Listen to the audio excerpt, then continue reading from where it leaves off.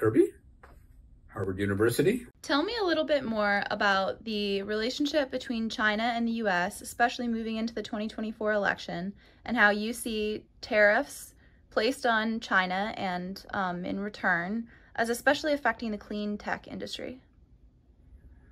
Well, I think what we have in the clean tech industry, and have had actually now for several years, is a massive disconnect between what is in the mutual interests of both countries and what is in fact happening as a result of the policies of both countries, and in particular those in this case of the United States.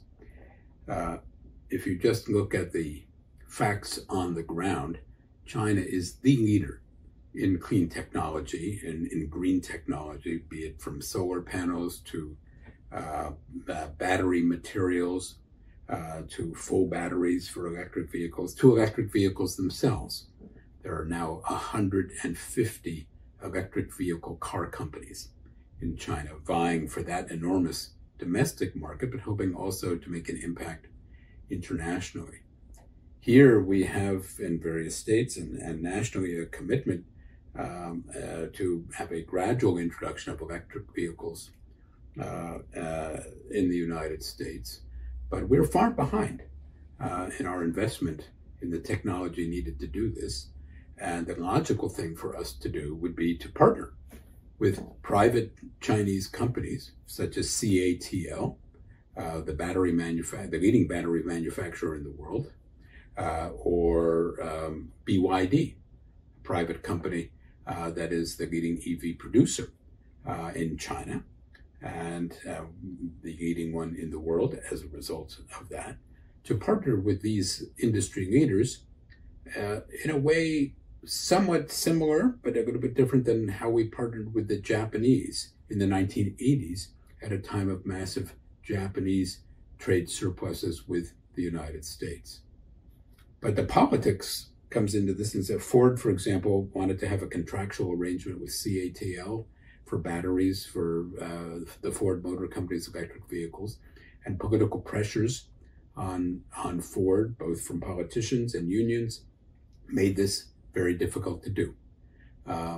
You have a number of Chinese companies that would, like the Japanese in the 1980s, like to establish a presence in the American market by producing in the American market for the American market. In the 1980s, the great, enormous tension between Japan and the United States was to a considerable degree dissipated by, or was to a considerable degree reduced by Japanese investment in the US. Toyota, Honda, Nissan, Mitsubishi, they all established manufacturing plants in the United States, bringing to the United States and tens of thousands of new jobs in parts of the country where there had not been much of an automobile industry before, and leading the leading American automobile manufacturers to improve their own vehicles in order to compete. Competition is essential in any industry, and nowhere more so than in the automobile industry. And yet, with our tariffs and with the kind of mutual protectionism logic, that is the mutually protectionist logic that seems to be prevalent in both Washington and in Beijing, we are moving away from what makes economic sense for both countries. And so the European Union recently placed a more modest tariff on Chinese electric vehicles on the belief, which is not unfounded, that these vehicles get a certain amount of local government support in the towns in which they are manufactured. That's true. But we have put a tariff of 100%, or about to put a tariff of 100% on Chinese electric vehicles coming to the United States. Not that that many have come, because there's not a network to service them. There are all these things that, but it's a statement of kind of technological isolation that to me makes no sense for us. So I worry that, the Chinese believe that we are set out. Their paranoia is that it is our mission to deny them leadership in technologies, even when they are already leaders in one or another area of technology. And our belief is that somehow they have some master plan. Our fear is that there's some master plan to undo the core industries and leadership of the United States. Neither of these is actually true to the degree that many political leaders believe it to be true. And so we need to take a step back and to think about where we can and should and indeed must cooperate, rather than simply compete or isolate the other. Right. So what do you see as this potential 100% tariff? How do you see that affecting innovation for the U.S.?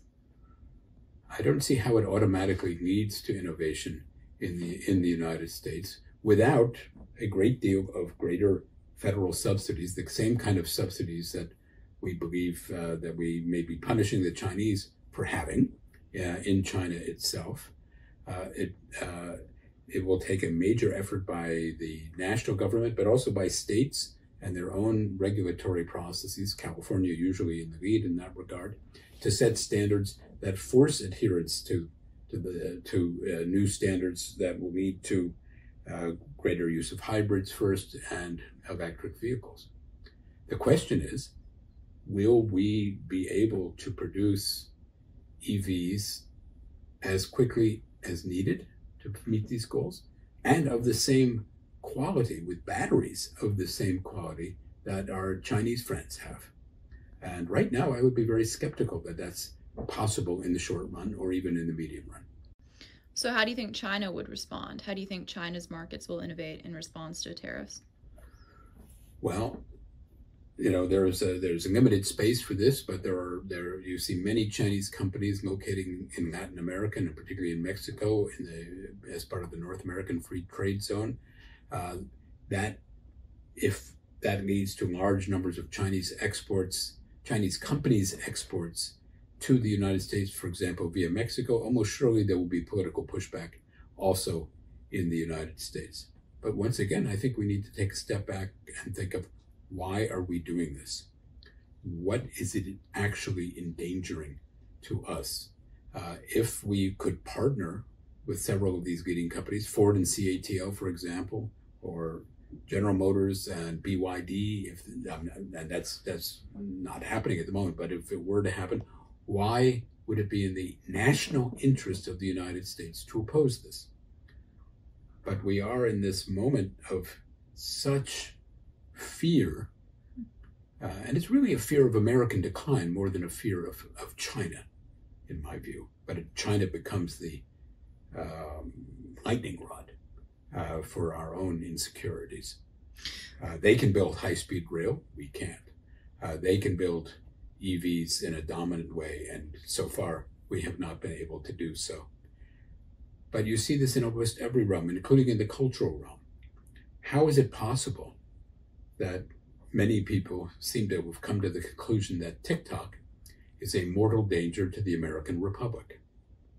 But it tells you something about the kind of low level to which the relationship between China and the United States has sunk, that one of their biggest disputes is over a teenage video app that none of the leaders of these countries know how to use. It's a trade war that no one has won and everyone has lost. And sadly, in my view, the Biden administration didn't have the political courage to undo some of the worst effects of that trade war.